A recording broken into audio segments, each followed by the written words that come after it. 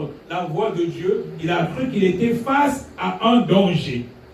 Donc, c'est un sentiment d'angoisse, la crainte ou l'appréhension devant un danger réel ou supposé. C'est ça la peur. Le danger peut être réel ou supposé. Donc, quand nous avons peur, il y a un sentiment d'angoisse, il y a un sentiment de crainte. Mais est-ce que, en tant qu'enfant de Dieu, nous devons avoir peur? Ou d'où vient la peur?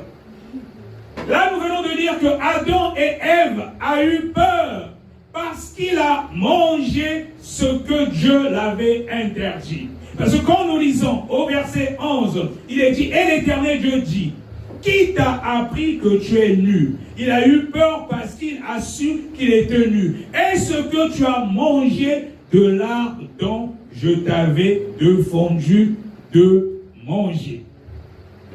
Donc là, nous comprenons que la peur découle d'une insoumission.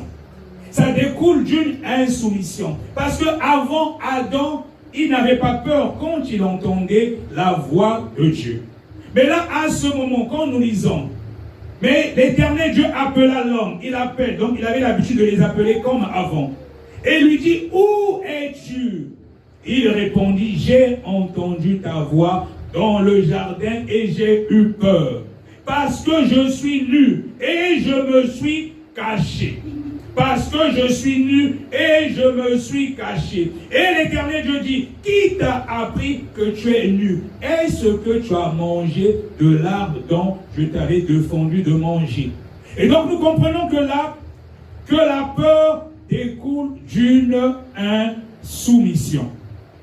Bien aimé, tu vas remarquer que quand tu essaies de vivre en conformité avec la parole de Dieu, tu as l'assurance. Et tu peux être face à n'importe quel danger, tu sais que le Seigneur est là, il va te protéger. Mais quand tu sais que tu as péché, tu vas adopter à peu près le même comportement qu'avait Adam. C'est-à-dire que tu as peur, tu as honte tellement que tu sens qu'il y a quelque chose qui ne va pas. Et certains enfants de Dieu, à cause du péché, il arrive même que certains fuient même l'église. Ils ont peur maintenant de se mettre avec d'autres chrétiens. C'est-à-dire que même quelque chose que tu as fait dans le secret. Quand tu regardes d'autres personnes, d'autres chrétiens, tu as l'impression maintenant comme si tu étais nu. C'est-à-dire que comme Adam et Ève, c'est-à-dire qu'il y a quelque chose qui te travaille. Ça commence à t'arroder au niveau de ton esprit. Donc tu sens qu'il y a quelque chose qui ne va pas. Et tu as envie de te cacher. Et c'est pour ça que vous allez remarquer certaines personnes à ce moment-là, soit vous ne le voyez plus à l'église, ils s'éloignent de vous parce qu'il y a un sentiment de culpabilité. Et bien, même quand il arrive que tu pêches, et il y en a même qui ont peur maintenant de prier. Tu te dis, je vais prier, mais est-ce que Dieu, il va écouter ma prière? Parce que la peur découle d'une insoumission. Et ça a commencé par Adam. Adam, quand il a mangé l'arbre de la connaissance du bien et du mal, et c'est là qu'il a su qu'il était nu, et c'est là que la peur a commencé. C'est là qu'il a commencé à avoir le sentiment d'angoisse, la crainte, une appréhension devant un danger.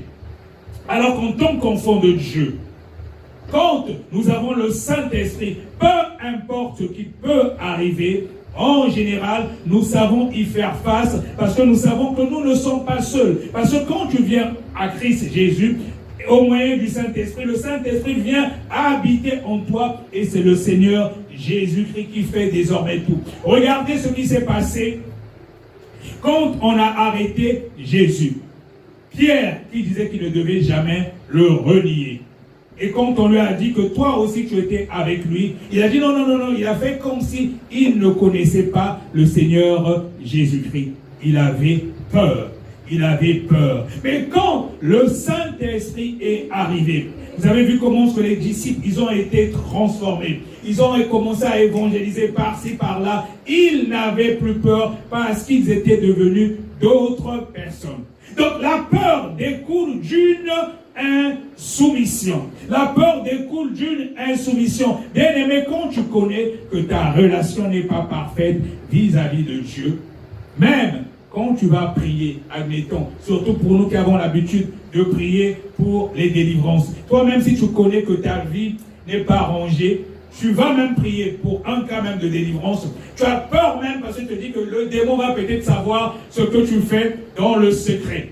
Parce que les démons, ils connaissent